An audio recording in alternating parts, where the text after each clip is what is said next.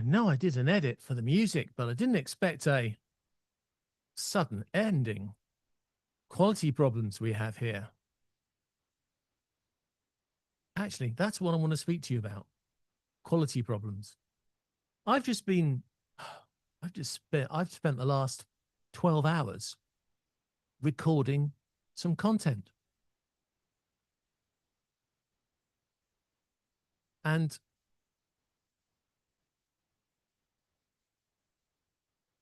quality of compressed video, you don't notice it usually. If you've just got big graphics and you've got big heads and hands wafting around the screen, you don't notice it, guys. But we all know that when you start putting in PowerPoint presentations with small text and little diagrams, and it gets compressed on the way, somewhere in the train of from the screen that you send it from to the screen received by others.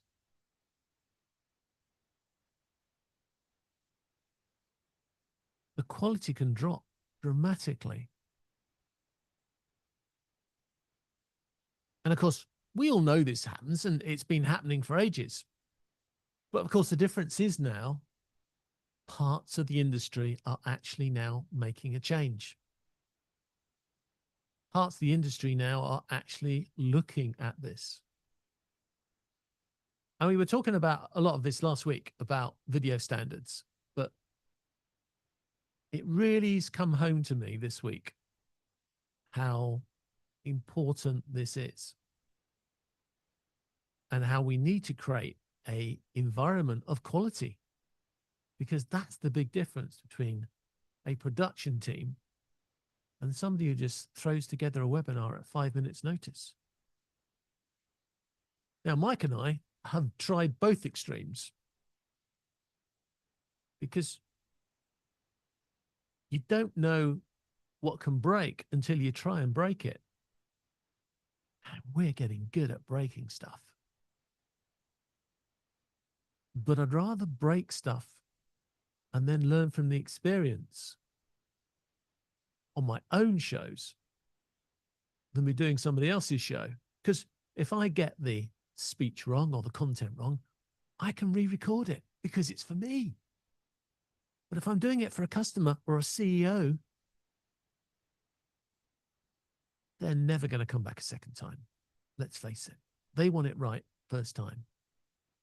And actually, yes, I'll have to mention it. The Zoom community forums always have regularly people who have not recorded properly. They've lost a connection. They've got a bad connection. There's always people in there wanting to be, well, saved from something which basically is already lost. And it's not just them, because I am on forums for other products. And I see it there as well. I forgot to record. Is there a backup somewhere? Well, no, guys. If you forgot to record, you forgot to record.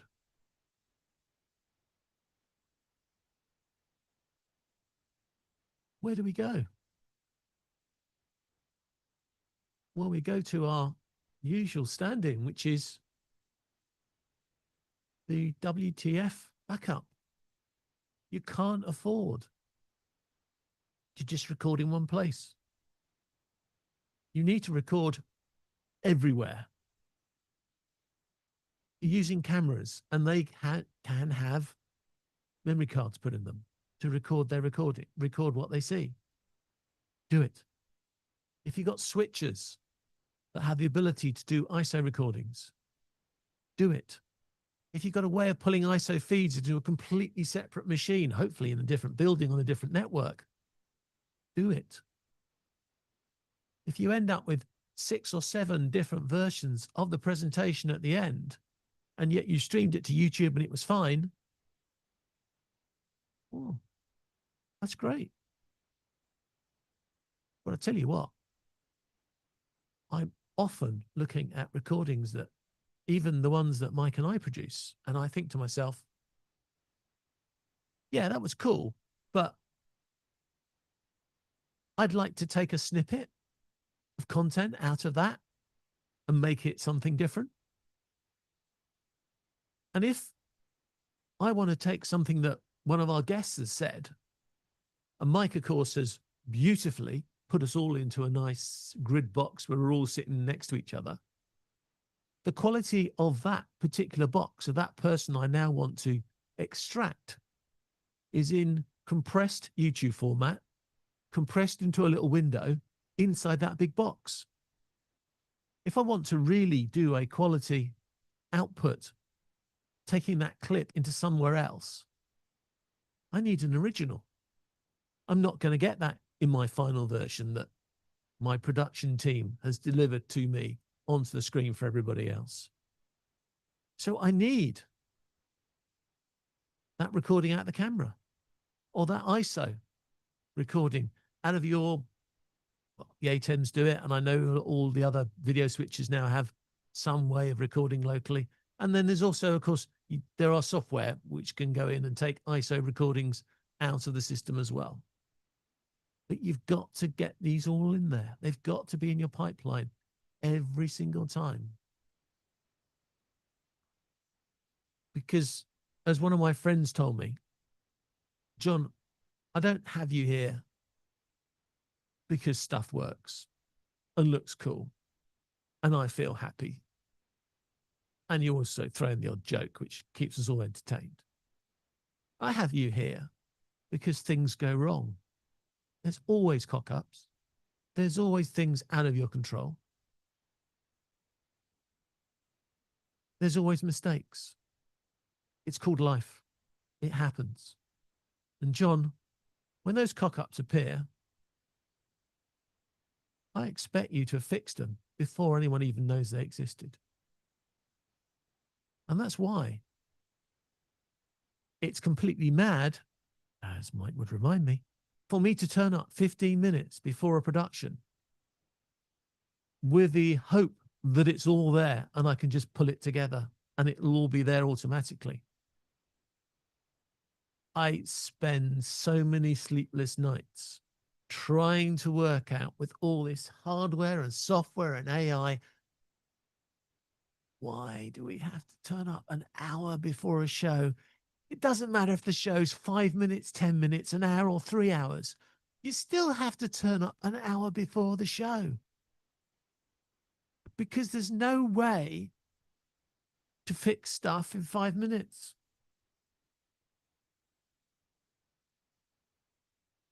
I'm hoping there will be one day, but at the moment there isn't. It's really hard.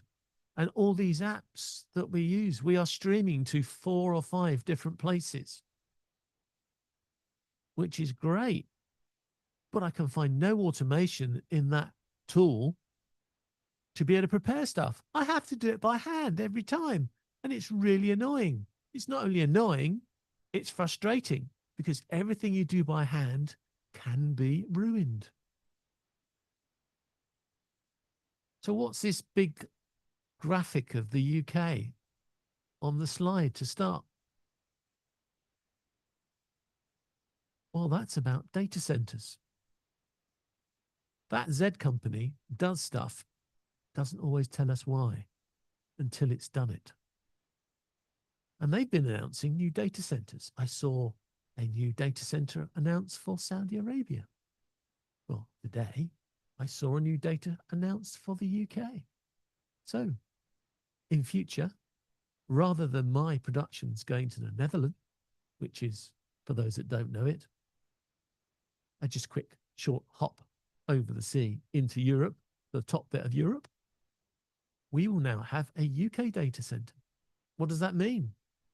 Well, hopefully it means better connections, but it also means data security. It means privacy security.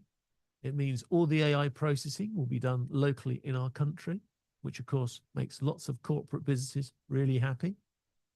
It means that all their recordings are going to be held in the UK, not in some data center in another jurisdiction, which makes big corporate businesses very happy. Hopefully it also means I get better quality connections as well, because I do find that sometimes we go down to 720 on YouTube because we don't seem to get always a good connection to YouTube from that data center in the Netherlands. And for those checking, yes, I asked it to do 720 today. Because when we did our show earlier in the week, I kept seeing comments from the restreaming platform, which is Switchboard, that we were having data problems, which of course is a surprise for me because the data is going from Zoom to the data center and it's not even touching this room. So it can't be me. So this is my story to you today. Quality matters. I spent the last 12 hours doing a presentation. I have to put in diagrams and flow charts and all those sort of little things that, frankly, you don't want to put in. The marketing people tell you not to put these sort of things in your PowerPoints. They tell you not to have dozens of PowerPoints, but this is a technical presentation. And as it's a technical presentation, I've got to stuff it full of diagrams and flow charts and outputted text and screen shares.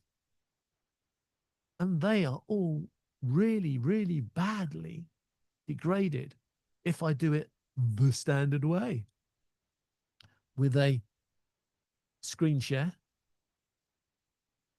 and an image uploaded and compressed and put on some streaming platform. Couldn't read half of it when it got to the end. So I had to use those backups further down in the chain to find me a better quality of output. It was great to see that my switcher, he is trying to avoid saying the words Blackmagic because I don't want to put everybody else off. But my switcher with ISO did give me a quality output because it was only one hop away from the original. The original being the computers that were doing the screen share, HDMI out, straight into that switcher. So it was a short hop. There was no real opportunity for loss of quality. I could tell the screens to output at, well, I can't remember now. I think I chose 50 frames a second because we're UK. We like 50. And you guys might have done 60. But the difference, of course, is we all know the difference between 25 frames and 50 frames is enormous when it comes to watching a screen share. The difference in quality is enormous when it's not compressed because it's only come straight out of the HDMI feed. And somebody who can probably wax lyrical and give us the real lowdown on this hardware problem of getting quality out of his cameras and then it all being degraded all the way through the production line is going to be our mate Mike. Mike Latter has been sitting there sniggering at my dubious production techniques today, trying to get everything squashed in and finding, of course, Mike, that the squashing is what loses me the quality. This is true. And we can probably have a little knock at a lot of the manufacturers because this was never an issue last year.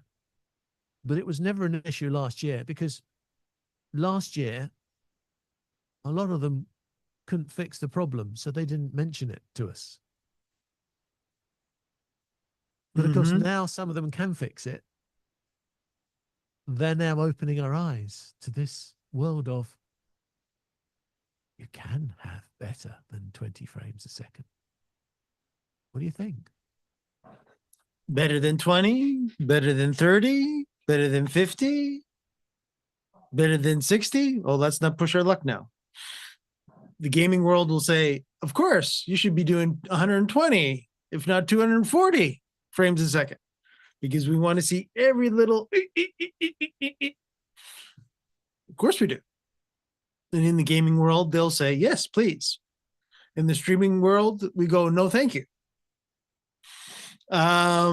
Because that means, and again, this is what the problem has been even in the gamers that are streaming to platforms that can't handle 120 frames a second or 4K 120 frames a second too, for that matter. When they're playing their games, they're going, but why? It's that thing that, if you want everybody to be able to see it, let's not even talk about internet because that's the big boy. So let's say you've got the best pipe in the world. Now you have to have the best machine to watch it on. And that's where quality also comes into play. And yes, John and I were broadcasting today at 720p, which is great, which allows also everybody that has the capability up to, certain years of hardware to be able to watch us at 720p. And you'll go, oh, but you're 720p. Yeah. Yeah. There's also 1080p. Everybody go, oh yeah, well, you have to be 1080p. Well, no, you don't. You should, depending on the content. And this is where John is making the comment about that person that wants to use it smaller than a 10-point font on their slides so that you can actually have 1080p 60 so that you can actually maybe show that 10-point font, which of course we never want anybody to ever use ever on a slide that's being presented anywhere in a building, online. I don't care. But they still do it, especially in graphs. I've seen it where it's even been as small as 8-point, and everybody goes, what does that say? Just because you can see it on your computer, everybody, when you're making the slides, doesn't mean that everybody can see it when it's on a huge projector screen locally, or even on a half decent laptop or desktop that somebody's actually viewing your actual presentation live via insert platform here, Z platform, T platform, W platform. So take it from there. But when it comes to, yes, quality matters. Absolutely, quality matters. Again, you have to make sure that the quality is good. And this is where John was getting into the camera situation, right from source. If you have a terrible quality source, it doesn't matter. It's going to be terrible all the way down. You can try and fix it as much as possible. But if somebody's only got a 720p webcam, but yet you're broadcasting at 1080p, you're going to force the 720p quality to try to, what we don't like doing, which affects quality, is upscaling. Right? We will be upscaling our 720 to 1080p because your production is 1080p. Now, should you've gone to the lower, in our case today, 720p, because your lowest common denominator of the webcam of that person that you're bringing in was 720p, should you've lowered everything down to 720p? If that person was that important, then probably you should have. Or you should have made sure ahead of time that that person that was joining you remotely, or in this case, let's take it that they were joining you remotely, has a 1080p source so that you can use it in your 1080p production, right? Because we don't want to, for the most part, change our frame rates or change our resolution rates, because you will always see the inferior quality. So if you're broadcasting even in 4K and the best cameras that you have are 1080p, there's no reason to be broadcasting in 4K. One ahead, John. component. That's all it takes, isn't it? Yes. On your whole production cycle, one component that's not providing the quality, and then it just kills it the rest of the flow. Yeah. And makes it also noticeable too that they stick out like a sore thumb. You can tell that, if everybody else has got 1080p and you bring that one person in that has 720p, you can tell. It will look washed out. They will look, and again, you know, especially if you're even, and if for the trained eye, which I've been in this too long, so I am, you can actually tell the difference between 60 frames a second or 50 frames a second in PAL and 25 in PAL or 30 in NTSC world. So you can even tell that too, that there's a difference there too. That you can tell that if your production is actually running 1080p 60, but yet all the cameras and all your sources are 1080p 30, you can tell. Because if you're actually broadcasting out at 1080p 60 or switching at 1080p 60, the hardware is already, or software is already, has to transcode or upscale your actual feed in to match the master going out. And this if you're means your not doing software- it, somebody's doing it eventually. Yeah, your software as well. Mhm. So many people are still using OBS. And then they're using all the, what I call the OBS derivatives. The products that have sort of started as an OBS, like Copycat, and have made software their own. And of course, if you look at and again, I don't really want to start naming them in case I don't name all of them, but if you take, these Mac products like Mimo Live and those types of products, on the box, they seem to say that they will support these frame rates and these resolutions. But that means the device you're running them on has got to run around fast enough to support that. Any software running on any machine, as a lot of you hardcore guys will tell me, you can't take vMix, for instance, and run it on a machine and then use that machine for checking your emails. It's got to be dedicated. Those guys at VizRT,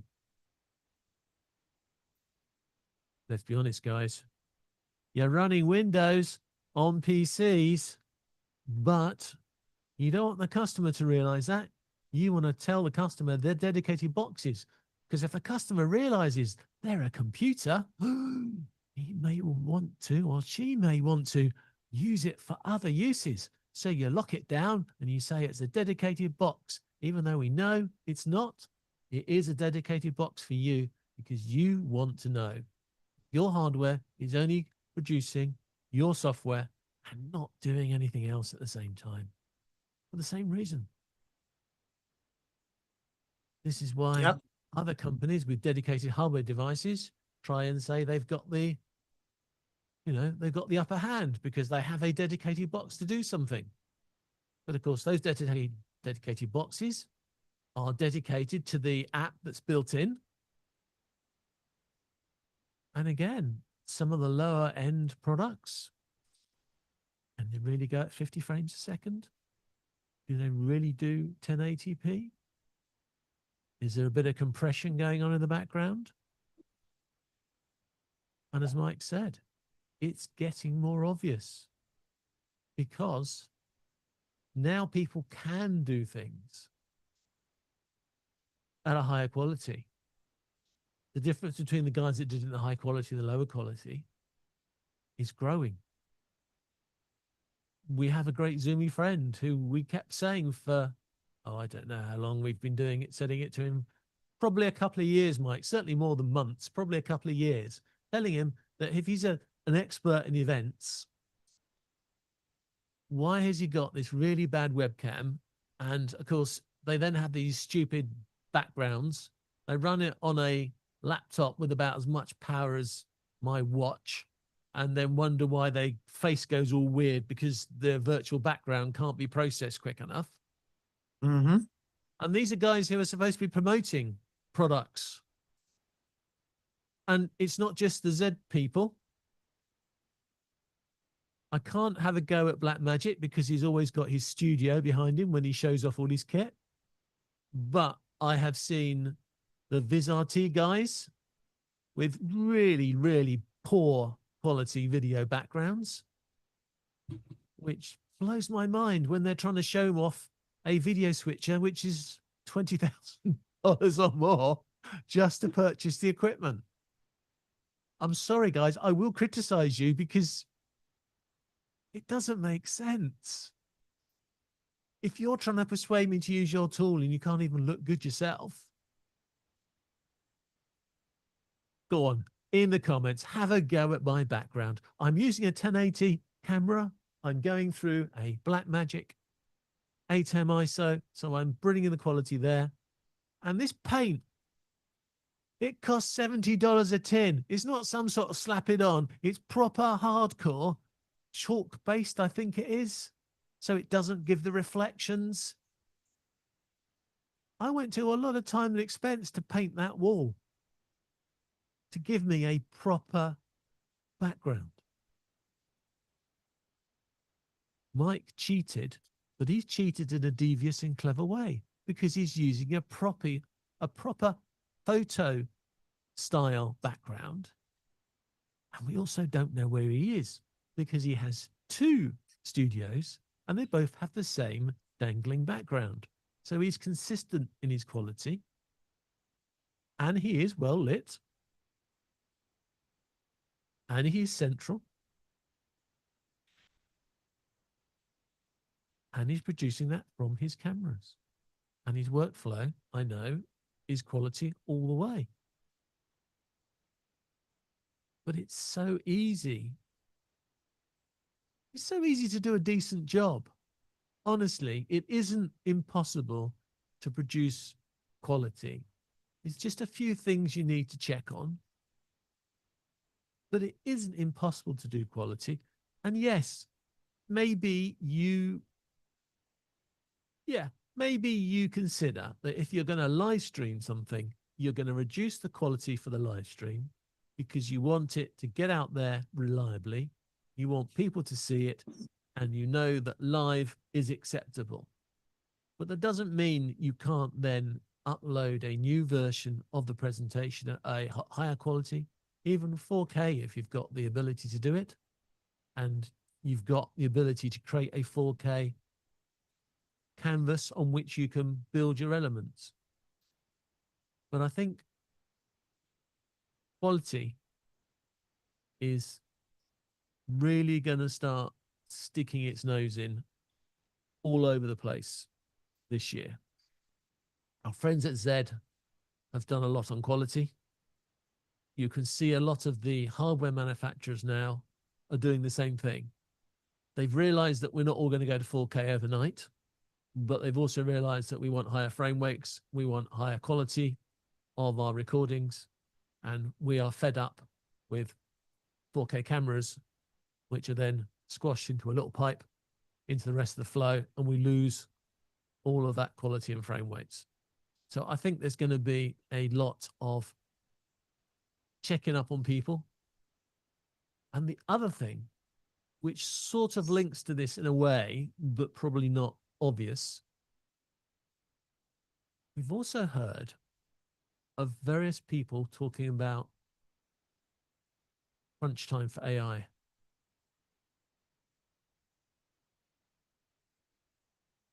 AI is now getting put on stock exchanges. They're all going to cash in on their skills, although it's not their skills, is it? Our skills, let's face it. The AI is stupid. It's learned from the stuff we put out there. So it's our skills. But the AIs are all now starting to float on the stock exchanges all over the place. That means they will have shareholders. They won't just have a few greedy founders to keep happy. They want to have shareholders that will expect revenue and return. That means AI has got to do something really weird. It's got to pay for itself. And if AI has to pay for itself, you know who's going to have to pay the bill for that. It's us, the AI users. That means the 20% of YouTube, which is currently AI video created slop, could have a cash flow crisis. And that is why I bring it up, because I believe that if it's crunch time for AI, That's going to mean that a lot of people that try to cheat with AI in production, oh, they might suddenly find it becomes a very expensive process to do that. And that could mean, I think it will mean, suddenly people are not going to be so happy about this AI generated, now expensive AI generated slop. They're going to want to go back to having decent content. And we have the content because, as I said earlier, yes, I did think about this. This was planned. We're in a loop here. And although we may do a webinar or content for an event, for a customer, what happens after the event? We've got, because we've now planned for mistakes and data, we now have the ISOs of everything that happened at that event. We have all the camera feeds, not just the one that went live at the end. We have the whole thing. That library of content, even if you give it to an AI to process, that library of content has enormous value for you and for your customers and for the event, because now you can take information from that and build another version of the event without anyone having to turn up a second time. You can produce multiple versions of that event. You can provide clips. You can provide little bits of content that were lost in the process. Mike's hiding at the moment, but if we had an ISO recording and he does something that's useful, he does everything that's useful. But if he does something and he's just smiled and we got a smile out of him. Now there may be a point at which a reaction from him will be something that we would say in post-production, oh, I really wish we'd had there, or well, really wish we'd had the audience on the screen because they were agreeing with what the speaker was saying. Well, if you've got all the ISO recordings of the entire event from all points of view, you've got the chance to mix that in later on. You've got to stop thinking of just one delivery at the end. You've got to stop thinking that quality is just about the final event. Quality allows you to make lots of different versions of that event, to make lots of different code snips, to make lots of different versions that you may want to stream somewhere, that you may want to put on social media. Oh, and I forgot this comment. If you're going to take snapshot images, that's when your quality between a 720 blurred P version and a high frame rate 1080p is going to make a difference, especially when you have somebody like me who quite often can't keep his hands still. And if you're not capturing me at a high frame rate, most of the time I'm wagging my hands around, they're just going to be blurs on a single frame. So if you don't capture a high frame rate, how are you going to capture me making a point when I'm pointing? Unless I have to just long enough so somebody can capture the frame. I was only relatively convinced that this was a subject I wanted to speak about at the start. I have to admit, I've convinced myself much more than I expected. But have I convinced you? Have I convinced Mike? Have I convinced YouTube? Well, is there any comments? Is there anybody out there today, Mike? Is there anybody out there? No, everybody's been quiet watching us, John, and they've been taking notes, I hope, on the quality that we are bringing to them today, which is only 720p. Yes, we know. Yes, we know. That's the point. Don't be telling us in chat that we're not broadcasting 1080p. We know. We did it on purpose. Again, John told you why. Is because of stability issues.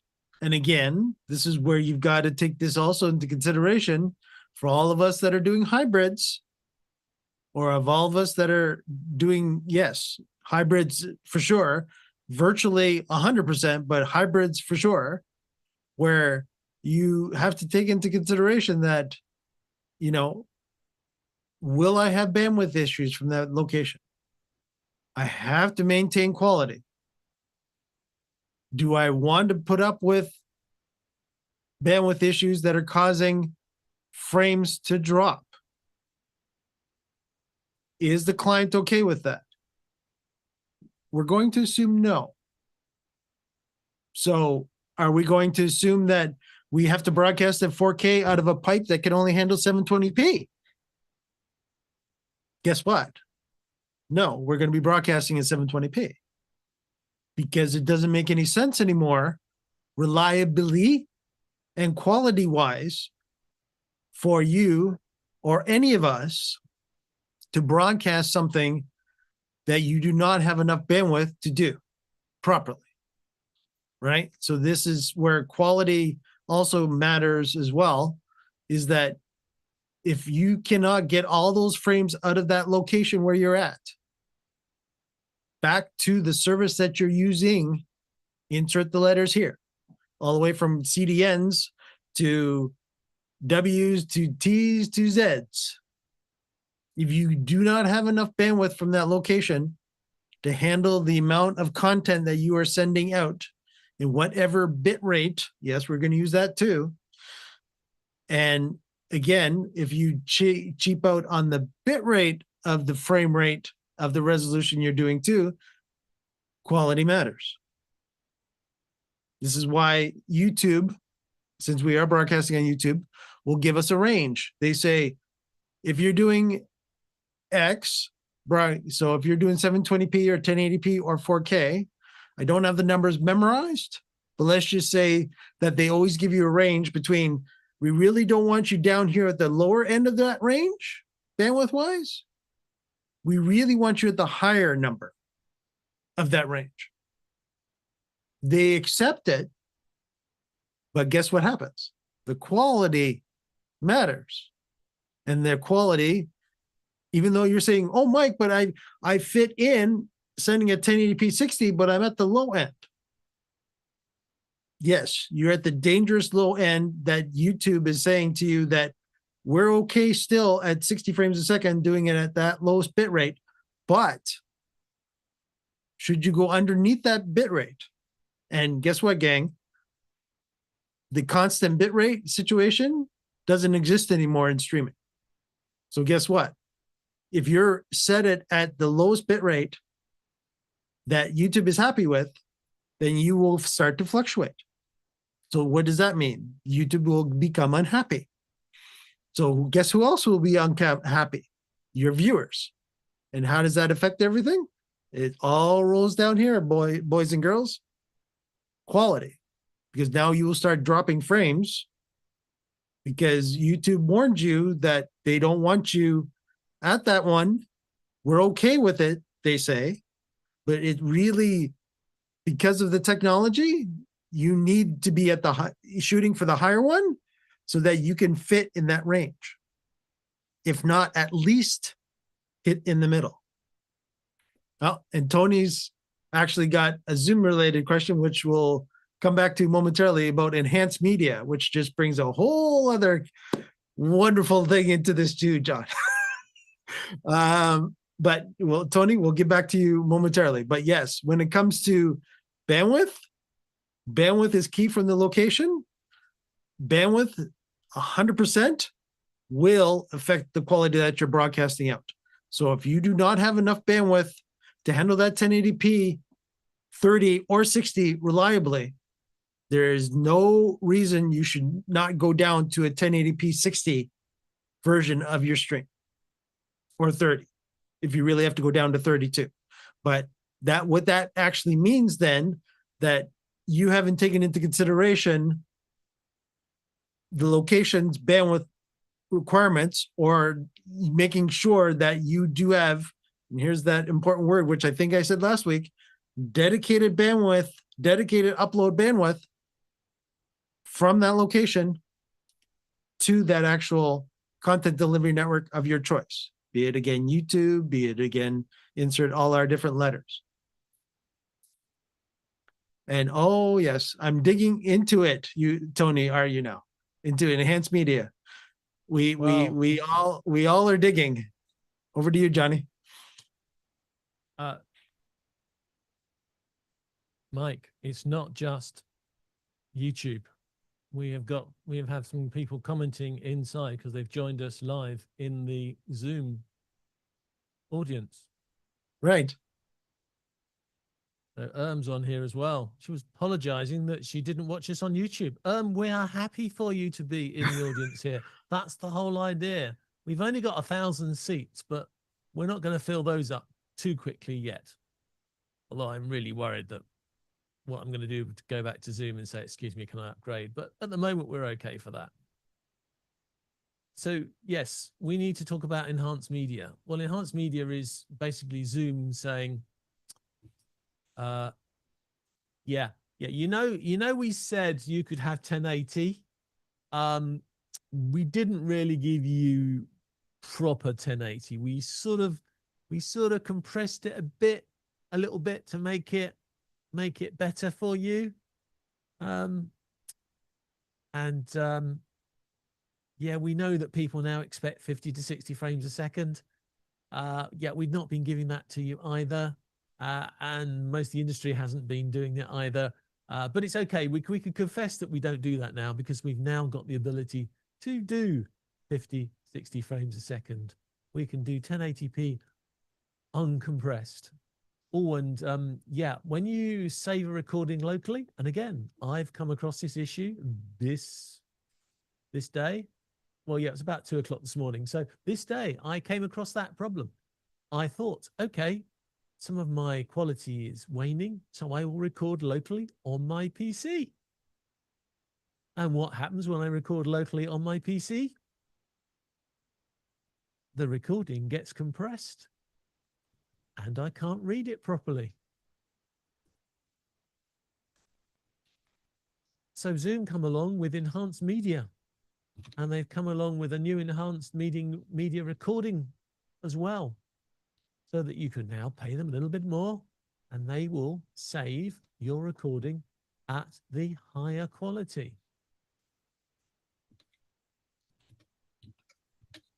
There are lots of provisos, but when a company the size of Z starts rolling out higher quality production tools, it's only because this quality issue is hitting them in the corporates. Oh, that came out better than I expected it to as well. Remember, there are two worlds that we tend to cover here in our production world. Our production world works very well in the big events and the live events, and now we've got the challenge of doing hybrid. But because of all these big platforms like Zoom, there is a parallel universe of big corporates with very expensive and very impressive looking meeting rooms that may hold, well, some of them may hold 30, 40 people. They've got enormous 4K. Some have even got 8K screens on the wall. They've got lots of high quality cameras flipping around, picking up people that speak, pulling in all that information. And again, at that world, they've got all this high quality camera equipment at one end, all this high quality screen equipment at the other. And in the middle, there's a compressed 1080p feed. And it doesn't look good. Doesn't look good at all. So Zoom has had to look at its infrastructure like everybody else and say, we need an alternative way of getting this video data around our network. We need a better way of saving this data in our network. We need to be able to save the 1080p quality. If we don't, people are going to start complaining. Why does my Zoom look blurred? Why does my Teams look blurred? It's not just Zoom that's got this issue. It's all the platforms. They've all got this issue. And then, as points out very well, if Zoom comes along and says, okay, we're going to do this 50, 60 frames per second feed for you for quality, all those software products that we talked about earlier, who are doing their own processing, the OBS type equivalents, now, Mike, they got a problem too, because as we said earlier, they've got to process at that bit rate. They've got to process at that quality rate. They've got to process at that resolution, because if they become the bit in the chain that loses the quality, frankly, they're going to be the bit in the chain that we're going to drop. So true. Very, very true. And again, this is where you have to be very, very careful, is that, you know, not only when it comes to, and again, we're talking about software video switchers here. So when we're talking software video switchers, again, if you have an underpowered machine for that software switcher, the software switcher, to be blunt, does not care how many resources your machine has. It will use every single resource you give it. So the more and more and more and more you want it to do, the more and more and more it's going to drag away from your machine. Plain and simple. Does it know when to stop? No, because it's doing what you told it to do. You told it to make sure that it added that graphic. You told it to bring in that 5 people, even though your machine can only handle 2. You told it that this. You told it to do that. You told it to make you look pretty. You told it to add some audio tweaks. Well, all these things don't magically take up no resources. Every little thing you tell that program to do is taking some sort of resource in one factor or another. And this is not even bringing in, oh, I got to bring in a camera. I'm going to bring in a microphone. Now I have to make sure that they're in sync because I'm bringing them in via 2 USB ports. John and I deal with that how many times a day, John, on the Z community forums? Too many. Why is my audio and video always out of sync? Yeah, wait, yeah, not got enough plugs in it. It really is. It's yeah. I was looking at, because I'm rebuilding and I'll be showing it next week. I've been rebuilding all my setup, and I've only got 2 Stream Decks. Only 2 audio, a video from the ATEM. Yes. So again, as John is telling you, he actually is not using software at this point, and yet he's running out of resources, and he's not using software switching. Gang, continue, John. No, you're right. I'm all my switching has been done by hardware. The only thing the Mac Mini does is it takes all of that and then puts it into Zoom, because we're running in Zoom and Production Studio. Everything else is, as you say, is generated in hardware. The Rode is doing all the audio. Well, all the audio. It's basically just me, or me running around remotely, but it's basically just one person. It would work, of course, if I had another guest here, I could do podcasting audio with it. But as Roland said, your audio levels. That's another example of how this chain of command can make sense or no sense, because that's collecting the audio when I send it into the ATEM, because as you say, I want the data to flow from my audio and my video as next to them as much as possible together Mhm. to stop that loss. I'm trying to work out how I'm going to do a clap test into my workflow so that I can make sure that they're getting from the camera and from the audio right into my ATEM. And then I pray that because they are now synced into my ATEM, when my ATEM sends them off to the little Mac here and they go into Zoom, I'm hoping that because I've already tied them together in that HDMI feed into that webcam feed, that they won't get separated again and they will be in sync. But you're right. I am using just hardware really to manage everything. I'm only using the software as the last step to get it into the app. Right. To be the But I don't have actual enough plugs. end software. Right. Mhm. Yeah.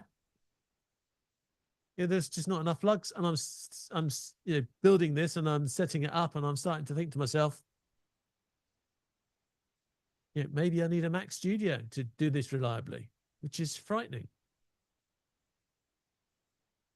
It is frightening. And again, too, this is what, I've heard this for years. I have to say this because again, there's been the infamous, I don't want to use a video capture card.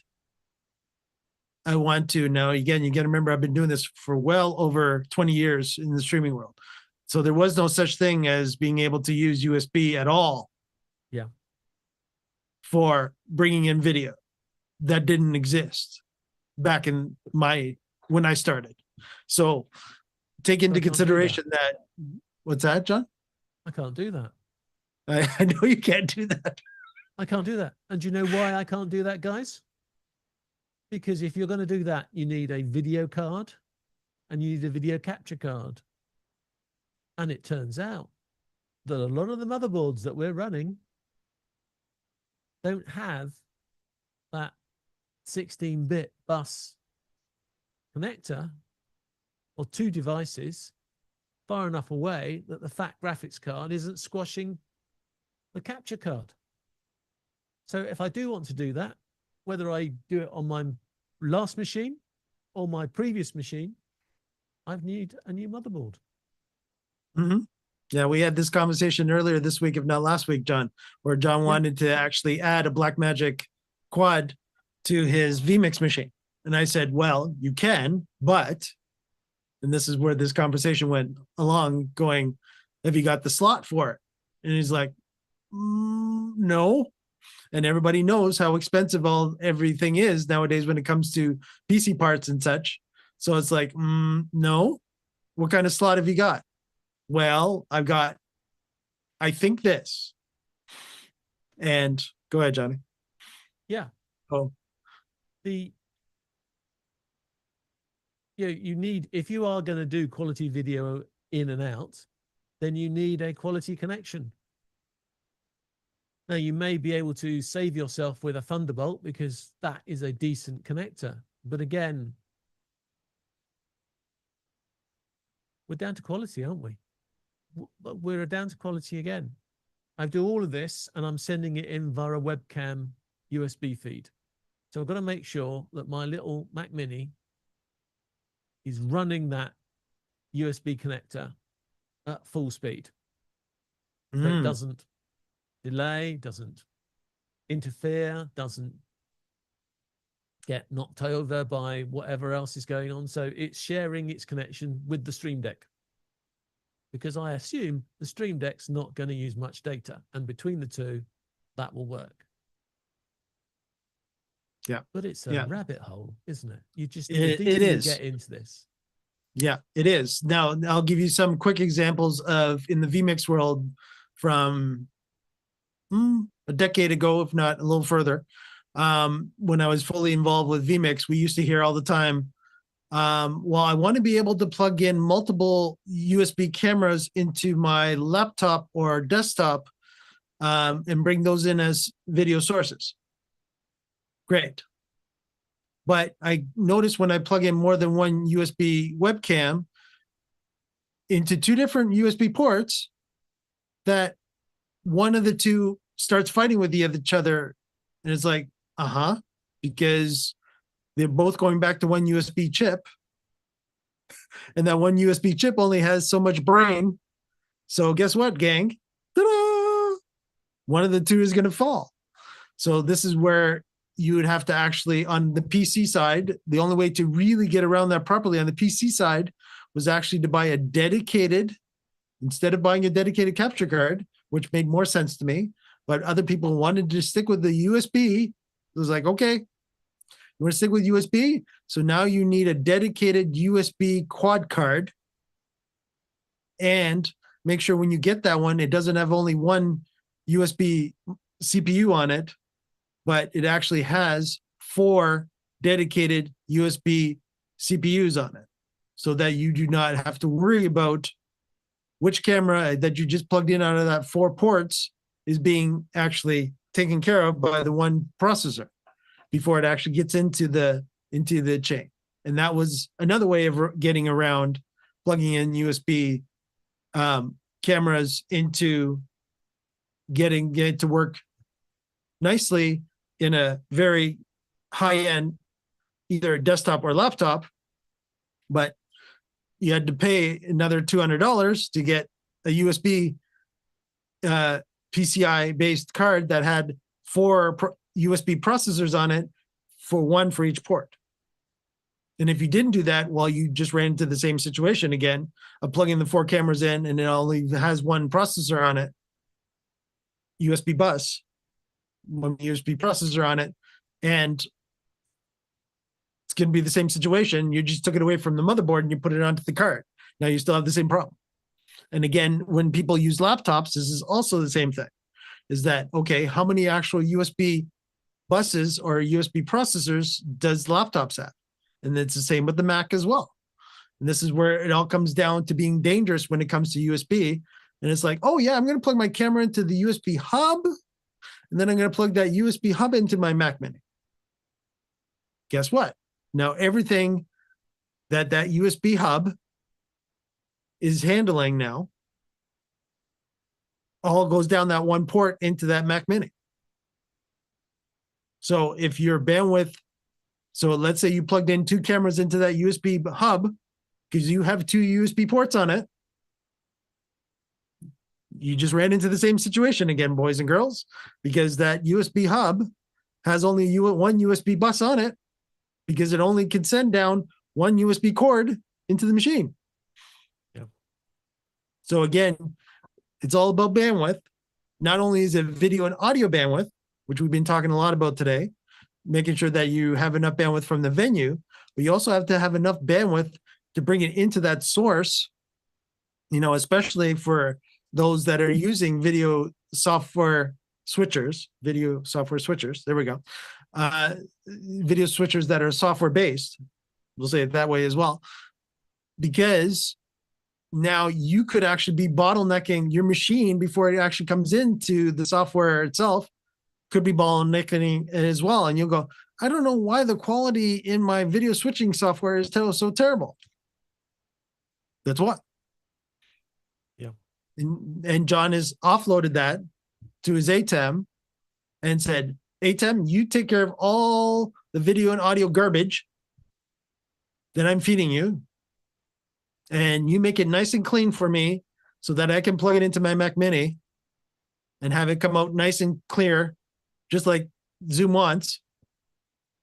And out we go today.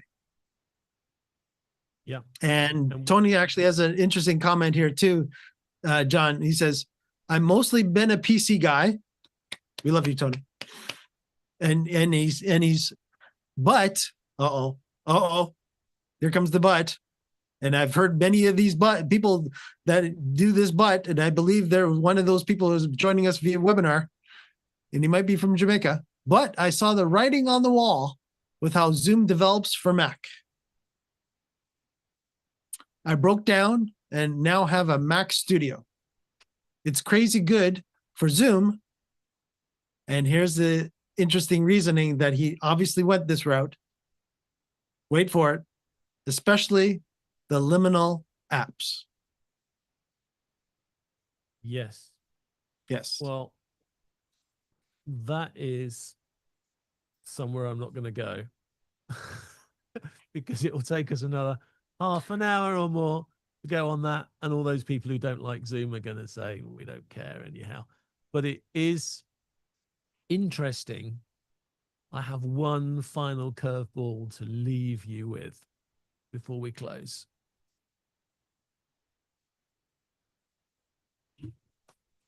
The world of Intel and AMD and all their chips they're doing at the moment could be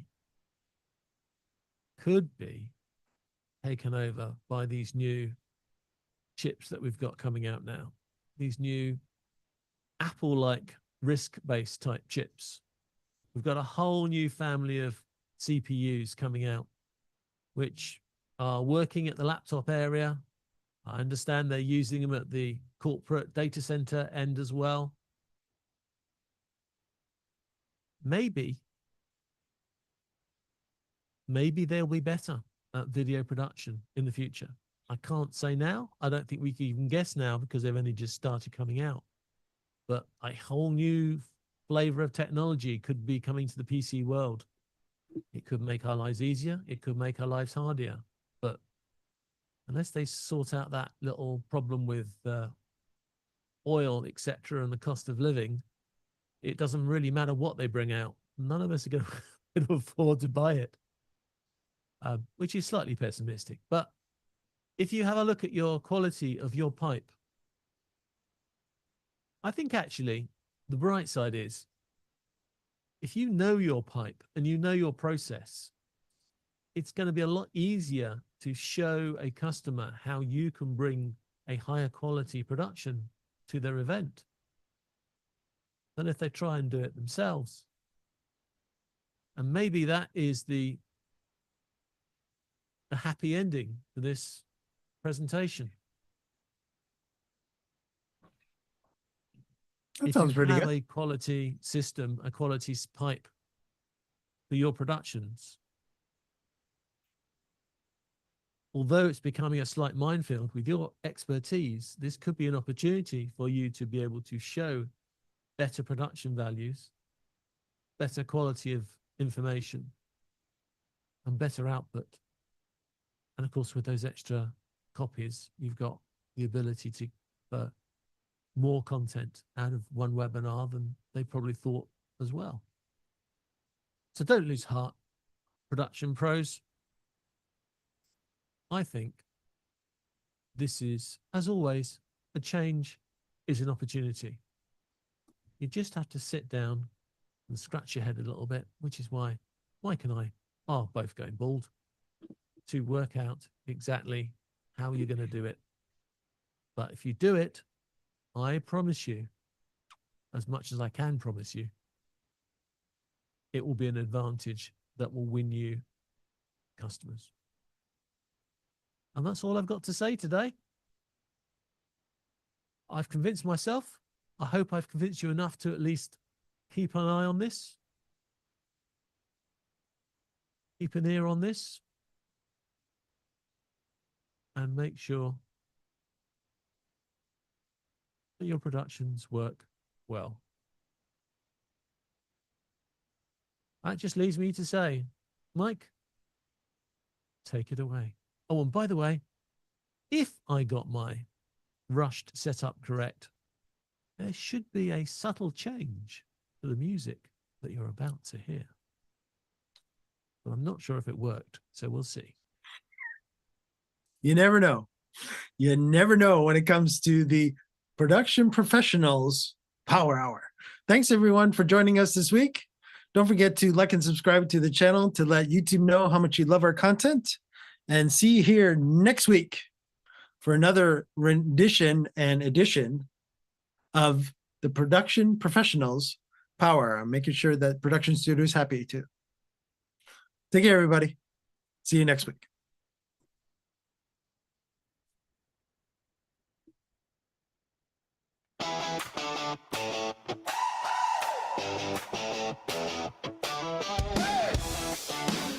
Come on, yeah. Lights go up and the cameras roll.